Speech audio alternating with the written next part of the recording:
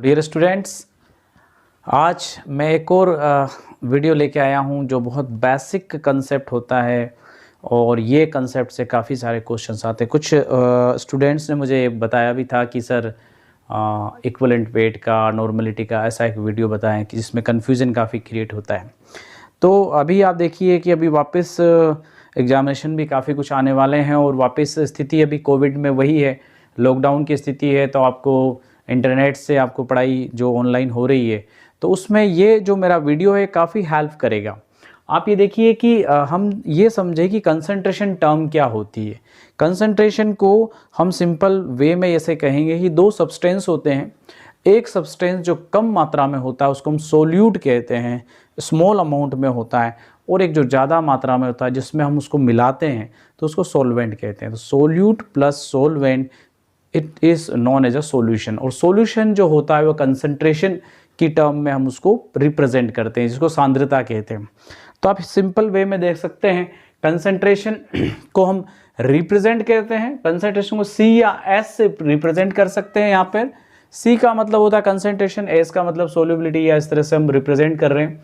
तो यहाँ पे ग्राम पर लीटर में कंसंट्रेशन को हम एक तरह से मेज़र करते हैं कि ग्राम पर लीटर में कितना डिजोल्व है कोई चीज़, तो उसको हम मेज़र करते हैं। तो कंसंट्रेशन जो है कई सारी टर्मोलॉजी इसमें यूज़ की जाती है, अलग अलग समय पर अलग अलग टर्मोलॉजी यूज़ की जाती है। और जनरली आपने जब टाइटेशन आप करते हैं या आप कोई ऐसा कैलकुलेशन जब करते हैं तो कंसंट्रेशन ग्राम पर लीटर में, नॉर्मलिटी में, मोलरिटी में, ये सब चीज़ें क्या है इसको मैं वन बाय वन क्लियर करके आपको बताऊंगा और बहुत ही अच्छी और बिल्कुल बेसिक तरीके से आपको बताने की यहाँ पे मैं कोशिश करूँगा। तो यहाँ पे हम एक एक टर्मोलॉजी देखते हैं। देखिए, ये आपके पास करीब करीब 8-9 क्वांटिटीज़ है या यूनिट्स है जिसमें हम कंसंट्रेशन को रिप्रेजेंट करते हैं। सबसे पहली यूनिट जो आती है पार्ट्स पर मिलियन में। आजकल जो होता है ppm लेवल पे क्या कंसंट्रेशन है, और जनरली जब वाटर पोल्यूटेड होता है तो हम ये मानते हैं कि उस वाटर में कितने कंसंट्रेशन में, यानी कितनी ppm में फ्लोराइड है, कितना ppm में आर्सेनिक है, जिंक है, या और भी कोई इम्प्योरिटीज़ है, उसको हम ppm लेवल पे, या आपने देखा होगा हमारा जो एयर पोल्यूशन है वो भी CO, CO2, SO2 ppm level पे क्या है ये हम मेज़र करते हैं। तो ppm जो होता है पार्ट्स पर मिलियन होता है, इसको 10 लाखवां भाग कह सकते हैं, एक किसी चीज़ का 10 लाखवां भाग भी कह सकते हैं आप, तो उसको ppm से रिप्रेजेंट करते हैं। दूसरा है mass percentage, weight by weight, यानी वेट में कितना वेट डाला है और कितना परसेंटेज आया है, मल्टीप्लाई बाय 100 कर देंगे, इसका वैल्यू आ जाएगी। तीसरा जो क्वांटिटी है वो है वॉल्यूम बाय वॉल्यूम, यानी वॉल्यूम परसेंटेज, कितना वॉल्यूम किसमें डिसोल्व किया गया है। ये जो है वेट बाय वॉल्यूम, कितना वेट कितने वॉल्यूम में आपने लिया है, यानी कितने ग्राम को कितने लीटर में आपने डिसोल्व किया है। अब ये जो टर्मिनोलॉजी है, स्पेसिफिक टर्मिनोलॉजी यूज़ होती है हमारी जनरली हमारे ट्राइटेशन या अनुमापन में, या कहीं हम कैलकुलेशन करें कंसंट्रेशन की, उसमें मोलरिटी, नॉर्मलिटी, और ये 3 टर्म्स काफ़ी यूज़ होती है। तो हम एक एक चीज़ देखते जाएं। मोलरिटी, मोलरता जिसको कहते हैं हम, मोलरिटी को मोलरता कहते हैं। और सबसे बड़ी चीज़ है कैपिटल M से यूज़ करते हैं, कैपिटल M यहाँ पे रिप्रेजेंट करते हैं। एक होती है मोललिटी, यहाँ पे लीटी है, ये रीटी है और ये लीटी है, तो इसको स्मॉल m से रिप्रेजेंट करते हैं, इट इज़ स्मॉल m, इसको मोललता कहते हैं हिंदी में।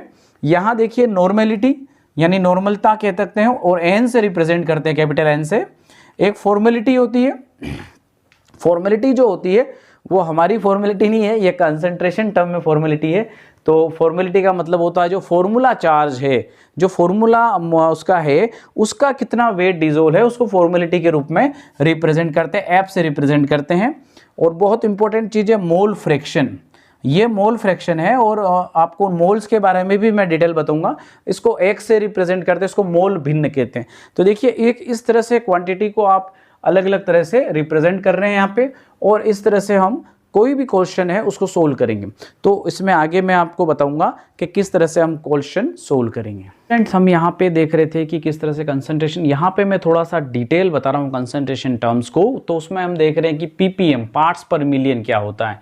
तो मास ऑफ A, जो भी सोल्यूट है उसका mass upon total mass into 10⁶ अगर कर देंगे तो हमारे पास क्या आ जाएगा, ppm लेवल पे कंसंट्रेशन पता चल जाएगी। 1 ppm जो होता है इक्वल टू होता है 1 मिलीग्राम सोल्यूट इन 1000 ग्राम, और 1 मिलीग्राम पर लीटर भी हम इसको कह सकते हैं पीपीएम को। तो इट इज़ ये एक कन्वर्जन है इस तरह का, पीपीएम में हम किसी कंसंट्रेशन को मेज़र कर सकते हैं। बहुत ही स्मॉल अमाउंट में कोई सोल्यूट, कोई फॉरेन पार्टिकल या कोई टॉक्सिसिटी किसी सॉल्यूशन में है तो उसको पीपीएम लेवल पे हम निकालते हैं।